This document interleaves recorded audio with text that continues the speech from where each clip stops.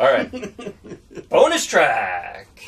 It's so good to be back in the HiFi clinic. I don't know if you know what I'm talking about. Yeah, I do. It's been a while. Yeah. It's great to be home. It was nice to be in the freedom of the true American outback, as I like to call it, Alaska.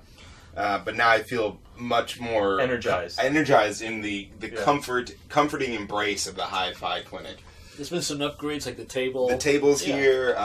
There's some speakers up there for some reason. I do notice that we still haven't had our chairs upgraded. Well, I was actually gonna, our interior designer was actually going to go and get chairs while we were on hiatus and working on the set. And they didn't have arms on them, so I didn't know if you guys would like that. No, I need the arm. It helps me think. Okay, good. So well, we can talk to her at some point over maybe the fall, the next year, the fall hiatus, the fall break. Okay, bonus track.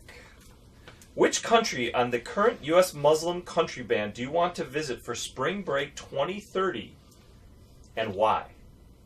And we'll start with you, Mr. Milwaukee. So I'm going to just jump right in and Please say Iran. I'll tell you why. My belief is that the Iran that was in the 1970s, that free love, what America was in the 60s, is going to be coming back it's going to be with a bullet, not to, I know that might be not a literal bullet. Maybe right now I can't say that. That might be a problem. By 2030, that's going to happen, and I'm going to be there because I want to enjoy that sort of, let's call it, that spring, that Iranian spring. You want the French Riviera of the Middle Yes, East. and that's what Iran is going to be. Okay. All right, they're going to start processing all of their, their enriched uranium. Either enriched uranium, they're going to be able to really power the country to an extent that it needs to be powered, and there's going to be a really nice glow in Iran. Excellent. Yeah. Okay. I'm going to go with Iraq. Iraq, who's not on the list, by the way. No, it is on the list. No, it's not. Yeah, it is. They got taken off. Oh, but go ahead. But pretend as if it is. They were on the first one. Yeah, they were the you first should pretend if you did research. Pretend. Yeah, you're doing research here, apparently. But your intern failed you. Yeah, and we'll solve this when I get home. There we go. I'm going to go with Iraq. It's the cradle of civilization, of Mesopotamia, the Gardens of Eden, if you will, or somewhere around there, somewhere. So I kind of... Or the Gardens of Babylon, if you believe. Gardens of Babylon, too. I'm looking forward to seeing, I really want to go on my own field museum adventure in Iraq. Looking forward to just... Jumanji? Yeah, Jumanji. Going to Baghdad, seeing what it's all about, and just, really seeing history. And you think that history will still be there in 2030? Because that's an assumption that you're making in this. Somebody will rebuild it. You can't rebuild history. There's money to be made. The Burger Kings of the world will just rebuild it. Mesopotamia, brought to you by Disney. It'll be there. Disney Baghdad. It'll be there. All right, I like that. Yeah. Oh, Jesus. All right, well, those are good. Those are good. But I'm going to go with, all of these countries are in warm weather locations. Sure. I don't know if you noticed that. It's a theme I noticed, Yeah. So, they all offer me great opportunities to go work on my fabulous winter tan, which I'm famous for. However, that's all even amongst all those countries, so I had to throw that factor out. So the next factor that I went to... I'm sorry, if I may ask a really quick question. Yeah, sure.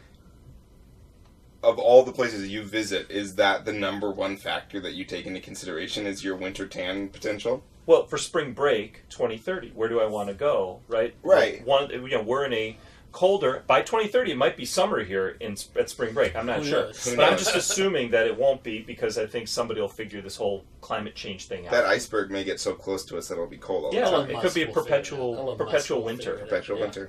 So that's why I started with that to say, okay, that's not a differentiator for me. I want to go somewhere warm at spring break. I don't want to go somewhere cold. And, skiing is not my favorite. So I had to go to my second most important factor, and that's momentous historical events. And one of these countries on the list is head and shoulders above the other for events that happened in my lifetime. And that country is Libya. Oh. Two very important events happened there. Are you afraid? Yes, I'm terrified. The first one is the Benghazi bloodbath that contributed towards the fake news culture that took down a presumed President Hillary Rodham Clinton. So that's a big one, right? Benghazi, That's a big one, yeah. You know, I know your special lady friend likes to do the Benghazi boot camp class at at Lakeshore, at the Lakeshore gym. Would it be Disney's Benghazi? Let him finish. What? Would it be Disney's Benghazi? Like you could go visit? Benghazi. Actually, that is my second point, because neighboring Tunisia is a short drive from Tripoli, which is in Libya, and I don't know if you guys know this, but the most famous movie set in history still lives there. Star Wars Mos Eisley Spaceport. I did not know that, and clearly this is the right answer. Clearly. I'm amazed you didn't go with a Reagan throwback. You know, he bombed Libya back in the 80s. Also, president. Tripoli was a pretty terrible battle in World War I, so you could go and check that out. Yeah, but in my lifetime I said as my answer. And by the way... No, I know. That's why I said it.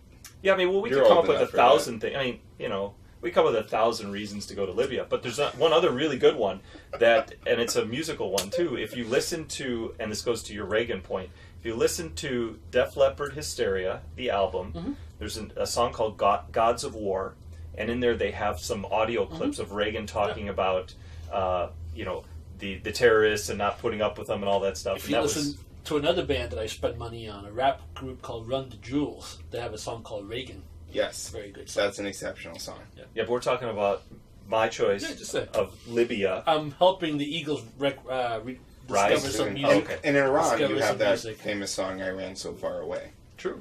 Very, very true. Mm-hmm.